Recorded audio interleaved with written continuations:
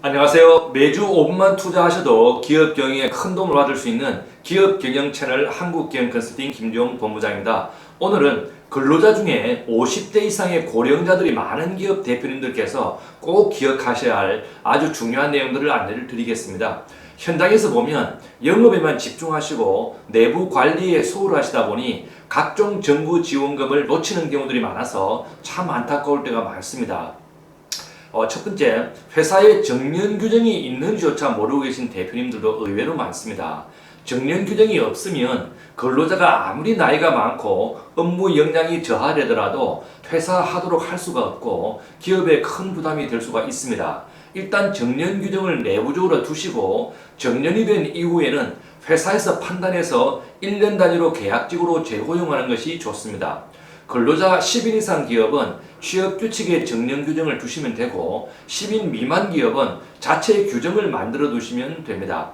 정년은 법적으로 60세 이상 중에서 회사에서 정하시면 되는데 60세 미만으로 정하시게 되면 법적인 효력은 없습니다. 그리고 둘째, 기업 현장에서 보면 정년 규정이 있는 경우에도 정년이 지난 근로자에 대해 정규직 퇴사 후 계약직 재고용 절차를 거치지 않고 그냥 정규직으로 계속 근무시키고 있는 경우도 많이 있습니다.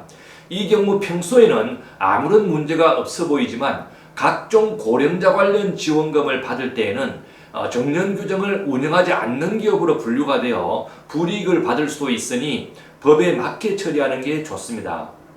근로자가 정년이 되면 어떻게 해야 하나요? 네, 정년이 되면 정규직은 정년 퇴사로 인한 사대보험 말소 신고를 하시고 다시 다음날 계약직으로 재입사를 하는 것이므로 계약직으로 사대보험 취득 신고를 다시 하셔야 합니다. 그리고 당연히 계약직 근로계약서를 다시 작성을 하셔야 합니다. 통상 정년 이후에 계약직으로 입사하는 경우를 촉탁직으로 부르기도 하는데 계약직과 같은 의미로 보시면 됩니다. 만일 정년이 넘은 나이의 근로자를 채용하시게 되면 반드시 계약직으로 신고를 하셔야 합니다.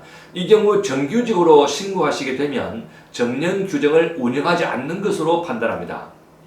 정년 이후 근로자에 대해 지원받을 수 있는 고용지원금이 있나요? 네, 정년 이후 근로자에 대해 지원받을 수 있는 고용지원금으로서 대표적인 것이 두 가지가 있습니다. 첫 번째가 고령자 계속고용 장려금입니다. 정년 규정을 운영하고 있는 기업에서 정년이 된 근로자를 퇴사시키지 않고 근로자 희망할 경우 1년 이상 재고용하는 경우에 월 30만 원씩 2년간 총 720만 원을 지원해 줍니다. 해당자가 15명이면 1억 이상이 되는 큰 금액입니다. 여기서 주의하실 점은 앞에서 말씀드린 것처럼 실제 정년 규정을 운영하고 있어야 합니다. 취업규칙에 정년 규정이 있다고 인정하는 것이 아닙니다. 그리고 두 번째, 이미 정년이 지난 근로자는 혜택이 없고 재고용한다는 내용으로 취업규칙을 개정하고 신고한 이후에 정년이 도래하는 근로자에 대해서만 적용이 됩니다. 그리고 세 번째, 그 기업의 60세 이상이 되는 근로자 수가 전체 30%를 넘는 기업은 또 적용되지가 않습니다. 두 번째, 시니어 인턴십 세대 통합형이라는 제도가 있습니다. 이 제도는 숙련 기술을 보유한 만 60세 이상자를 34세 이하 청년의 멘토로 최소 6개월 이상 재고용한 경우 인당 총 580만 원의 인건비를 지원해 줍니다. 주의할 점은 첫 번째, 기능직 근로자가 대상이 되고 사무직이나 단순 노무자는 대상이 되지 않습니다. 숙련기술 보유 자격증이 있거나 또는 해당 관련 경력 10년 이상자에 대해서 적용이 됩니다. 둘째, 34세 이하 청년과 멘토로 연결하는 사업이어서 그 기업에서 34세 이하의 청년의 숫자만큼 활용이 가능합니다. 그리고 셋째, 사업 신청을 해서 승인받은 이후에 사대보험 상설 처리 후에 재고용 취득 절차를 갖추셔야 합니다. 그리고 네 번째, 이 제도는 이미 정년이 초과된 근로자에 대해서도 적용할 수가 있습니다. 모든 정부 지원 사업은 예산의 한도가 있습니다. 그리고 고령자 계속 고용 장려금은 예산 한도가 충분한 편이지만 시니어 인턴십 세대 통합형의 경우는 연초에는 한도가 충분하지만 하반기에는 마감되는 경우도 많이 있습니다. 그리고 고령자 계속 고용 장려금은 노동부 사업으로서 고용센터에 직접 신청하고 시니어 인턴십 사업은 보건복지부 사업으로서 별도 운영기관을 통해서 집행이 되고 있습니다.